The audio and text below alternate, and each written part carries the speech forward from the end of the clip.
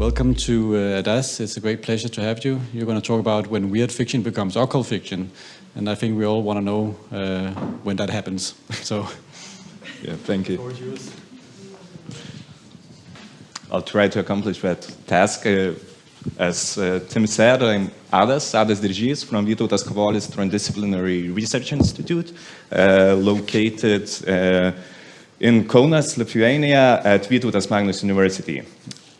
So, fiction has a long and intertwined history with the occult. So, recent developments in the study of esotericism have shown a particular focus on exploring this connection through works such as Susan Shostron Graf's study on the literary writings of the Hermetic Order of the Golden Dawn's members, Aaron Rokema's analysis of Charles Williams' works, Simon Mega's study of Rider Haggard's relationship with Great Britain's imperial narrative, and Christine Ferguson and Andrew Radford's edited volume on the occult imagination in Britain. Additionally, Bernd Christian Otto and Dirk Johansson's edited volume on fictional practice further contributes to this scholarly discussion. It can be observed that the main genres where occult themes converge with fiction include fantasy, science fiction, gothic, horror, and weird literature. On the one hand, horror fiction is the indisputable leader in the field, often serving as an umbrella category that can encompass elements from all these mentioned genres. On the other hand, weird fiction was and perhaps still is one of the most adaptable genres, having been continuously molded to accommodate esoteric themes, a point I will elaborate on shortly. However, there are still some aspects that have not come under critical scrutiny, particularly the instances where the occult discourse deeply penetrates the genre of weird fiction. This subtle transformation of weird fiction into occult fiction is the focus of my presentation, which will explore contemporary weird fiction authors and the genre's ontological dispositions. And a short disclaimer note that I should make before continuing with my presentation, it's that every time we go into the occult discussion of the topics of esotericism, there is a certain danger. So I'm just attempting to present a conceptual analysis of the ontological dispositions, not a straightforward or direct investigation of the ontology itself. However, there are still, before delving deeper into further theoretical analysis, it is necessary to dedicate some space to presenting the relationship between the occult and fiction. In a broader sense, this relationship can be identified with the history of esotericism in general, as many esoteric works can also be seen as literary or artistic creations. For instance, Apuleius the Golden Ass serves as an example of the intertwining of religious and fictional discourse, though the author's intent remains unclear. In a more specific sense, in the 19th century, occult revival is notable for the emergence of a more intentional form of fiction created by occult practitioners themselves. The Romantic movement particularly Coleridge's distinction between two cognitive faculties, fantasy responsible for associating familiar ideas and imagination responsible for creating new ones, was instrumental in establishing fiction as not only a form of repetition, but as a legitimate tool for constructing to reality. It is no accident then that prominent esoteric figures like Blavatsky, Sinnett, Yeats, Fortune, and Crowley began using fiction as a tool for occult purposes, enabling its full transformative potential in expanding the occult market itself. As I have already mentioned, what was later named weird fiction by H.P. Lovecraft has proven to be an especially fitting genre for exploring occult themes. Two of Lovecraft's acknowledged influences, Arthur Machen and Algernon Blackwood, were both members of the Hermetic Order of the Golden Dawn for a time, and where weird fiction does not shy away from addressing esoteric topics. Lord Ansani's work has also been analyzed through the lens of esotericism and was also recommended by Crowley to his Thelemites. Later, Lovecraft himself incorporated occult elements into his fiction, creating a rich cosmology that has had a lasting influence on esotericism, despite his own vocal disbelief in esoteric traditions and his strong adherence to materialism and naturalism. This esoteric interpretation of Lovecraft's work as being more significant than the author might have intended is most explicitly expressed in Kenneth Grant's Typhonian trilogies. In these works, Grant proposes a theory that draws parallels between Lovecraft's fiction and Crowley's thelemic teachings. Grant's case is important not only because of his comparative insight, but also due to this understanding of a relationship between fiction and occult practice. He emphasizes the interplay between fictional and factual narratives, suggesting that fiction can be as significant to occult practice as factual accounts.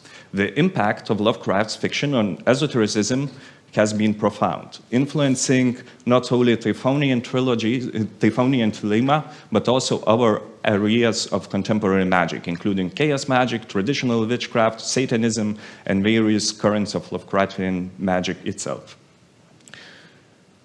It becomes clear that fiction, particularly weird fiction, has maintained a close relationship with the occult.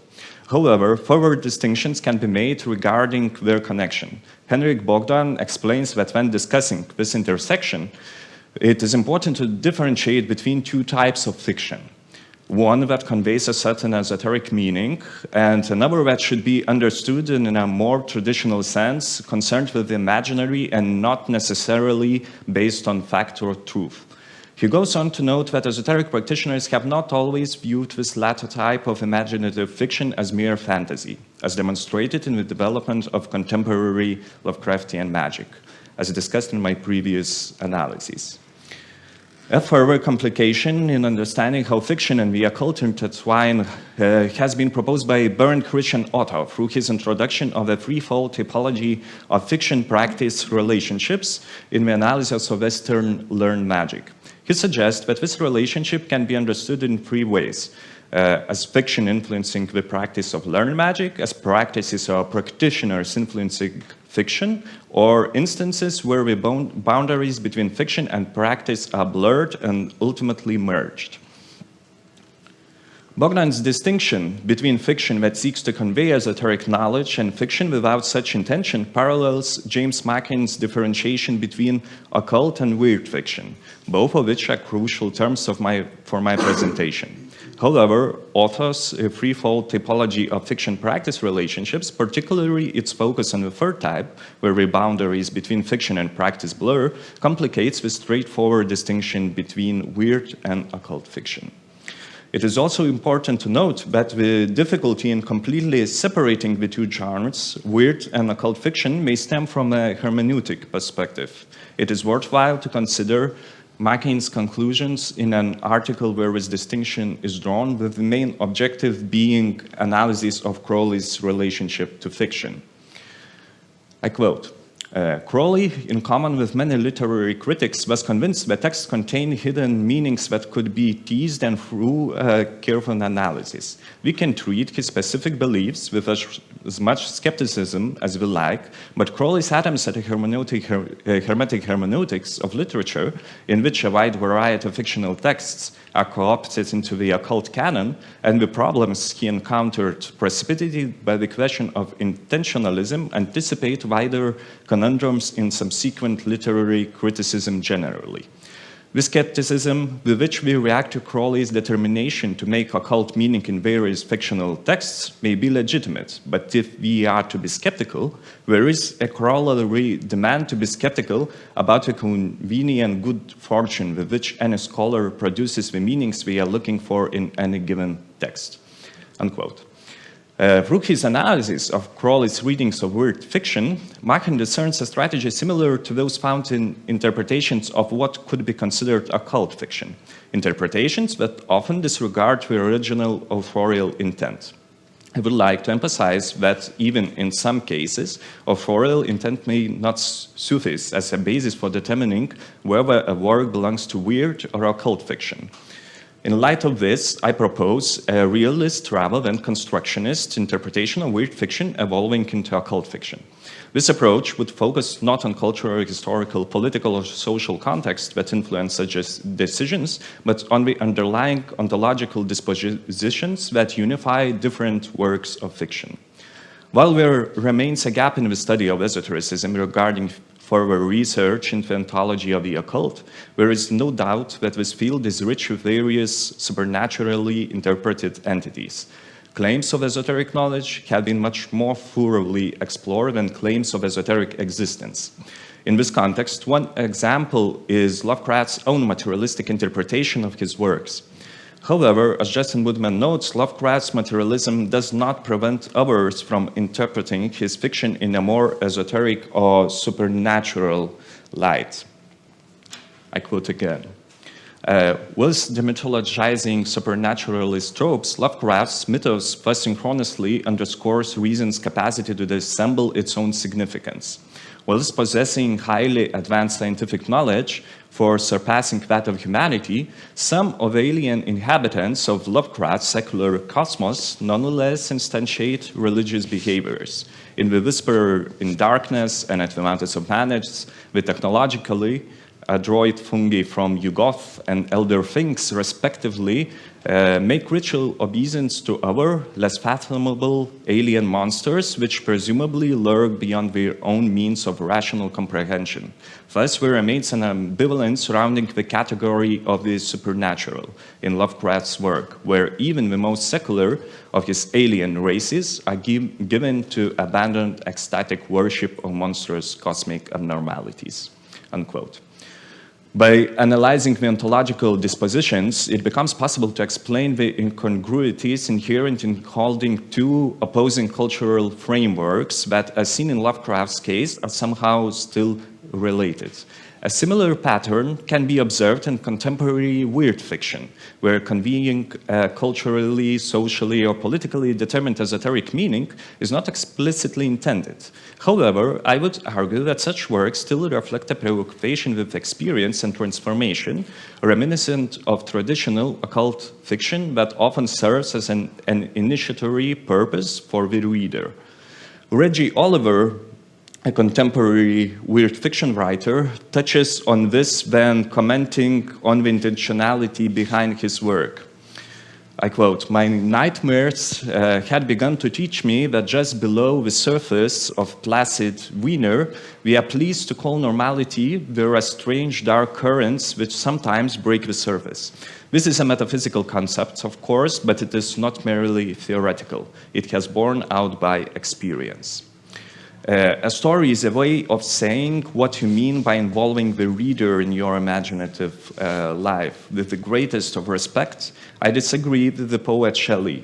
Writers are not unacknowledged legislators. They should suggest, offer a perspective through a filter of a passion. They should neither dictate nor prescribe. Above all, they must not dominate the imagination of the reader. Rather, they should hold hands with it and lead her or him across a sea of blood into strange lands, unquote. From these quotes, it is clear that Oliver emphasizes the ontological, or in his words, metaphysical concept that is prominent in his works, expressed through an opposition to normality. This is grounded in his own experiential knowledge, which he seeks to impart to his readers by familiarizing them with this metaphysical quality. Similarly, another prolific weird fiction author, Adam Neville, when asked about his fascination with the occult, said, quote, "Both a fascination and the fear of the sensibly cautious. I never dabbled myself and won't even go near a Ouija board, but I tend to consider occult magic as complicated and sophisticated a system of belief and ritual and discipline as so much of philosophy or psychiatry is. It also brings a great deal of comfort and insight into many of its practitioners, who I do not mock, and has little to do with evil. It's almost a therapy and system for outsiders too, which I like. I just prefer to consider the occult at an imaginative level or as apocryphal. It creates a discourse through its symbols and metaphors and reputation that facilitates supernatural horror. If used sparingly, I think also tends to use it in fiction as part of a process in which reader receptivity is cultivated to accepting something beyond natural law. Unquote. And when asked to define his fiction, Adam Neville responded, I quote again, always at angle when attempting definition and classification, but I've been definitely writing horror fiction as specific as the specific aesthetic aim is to transport the reader imaginatively through feelings of dread, horror, terror, wonder, and awe by use of a numinous, supernatural, or supernormal. Personally, my choices interest me more because only with the supernatural can I also attempt to create the effects of wonder and awe and the possibility of other laws beyond reason and natural law. Neville's approach to weird fiction is very similar to Oliver's, as both authors attempt to evoke a metaphysical experience in their readers by using supernatural or supernormal motives in their writings. Neville's focus on expressing qualities that seem to exist beyond natural law further reflects this metaphysical inclination. What connects such statements, in my opinion, is a shared ontological disposition that treats supernatural as an experiential tool for epistemological exploration, to know and understand reality. I would suggest viewing this as the moment when weird fiction transitions into occult fiction, without a clear ability to differentiate between the two.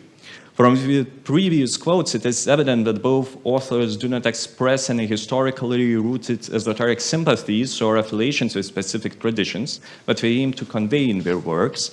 This lack of explicit esoteric alignment could pose a challenge when seeking to define esotericism, and according to the conventional division between weird and occult fiction, these contemporary cases might be dismissed. However, the integration of these cases into analysis also aligns with the emic perspective of practitioners themselves. In the introduction to the first ontology of occult fiction, the editors justify their inclusion of weird fiction authors who have not explicitly conveyed esoteric meaning by highlighting their disenchantment with secular fiction, which often overrepresents occult tools and rituals. In contrast, they emphasize pure occult fiction, which, according to them, aims to create an experience that engages with the immaterial layers of reality. Without delving onto the success of such tactics, it is important for my presentation to highlight the similarities in ontological dispositions between occult and weird fiction. In his study of weird fiction, Michael Sisko comments on the particular use of the supernatural in the genre. I quote, "In some cases, although not in all weird fiction, the whole point is to demonstrate the decodification of the supernatural. For weird fiction, ontology might be better understood not as the well-known conflict between the materialists and the idealists, but rather as a conflict between those who want to codify reality and those who wish to escape codification by turning to the uncoded supernatural as an antidote. The bizarre produces the supernatural as it were a priori. Nature is approached as if it were made up of representations, which can elide particular differences in transcendent identifications. If the supernatural is a concept, and hence positive, then it would have to be possible to conceive of a relationship between the supernatural and the natural that distinguishes them through difference rather than negation. The supernatural as the simulacrum of nature." Unquote.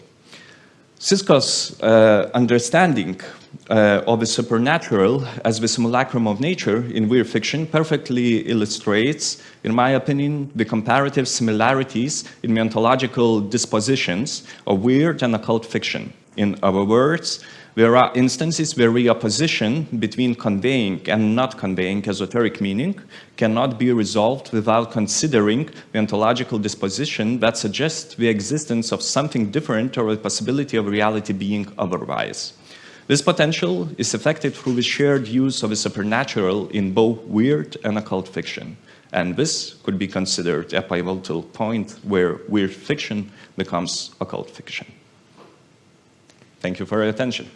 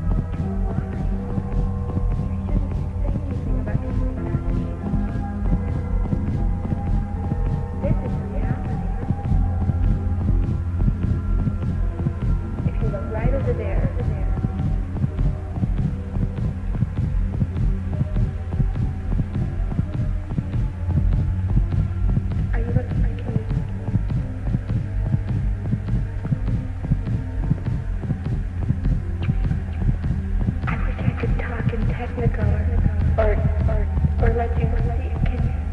Did you say you can see it?